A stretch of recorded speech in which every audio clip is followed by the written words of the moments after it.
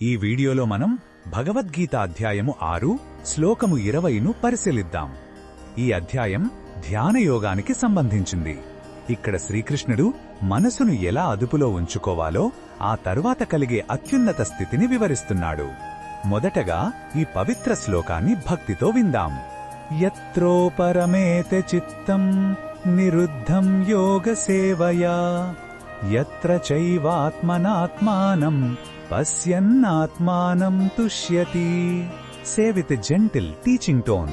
ఈ శ్లోకం అర్థమేమిటంటే, యోగాభ్యాసం ద్వారా మనసు యొక్క చలనాన్ని పూర్తిగా నిరోధించినప్పుడు అది పరమ ప్రశాంత స్థితిని చేరుకుంటుంది.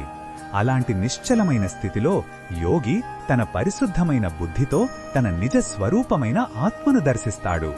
అప్పుడు తనలోనే సంపూర్ణమైన సంతృప్తిని, ఆనందాన్ని పొందుతాడు. ఈ శ్లోకంలో ఉన్న భావం మనకు ఏమి చెప్తుందంటే, నిజమైన ఆనందం బయటి వస్తువులలో లేదా విజయాలలో లేదు, అది మనలోనే ఉంది. మన మనసు నిరంతరం బయటకి పరుగులు తీస్తూ ఉంటుంది. కాని ధ్యానం ద్వారా దానిని నిశ్చలం చేసినప్పుడు మన అంతరాత్మ అనే స్వచ్ఛమైన అద్దంలో మన నిజ స్వరూపాన్ని మనం చూడగలుగుతాం.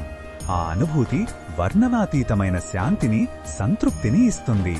ఈ బోధనను మన దైనందిన జీవితంలో ఎలా ఉపయోగించుకోవచ్చంటే, రోజూ కొద్దిసేపు ప్రశాంతంగా కూర్చుని మన శ్వాస మీద ధ్యాస పెట్టడం అలవాటు చేసుకోవాలి.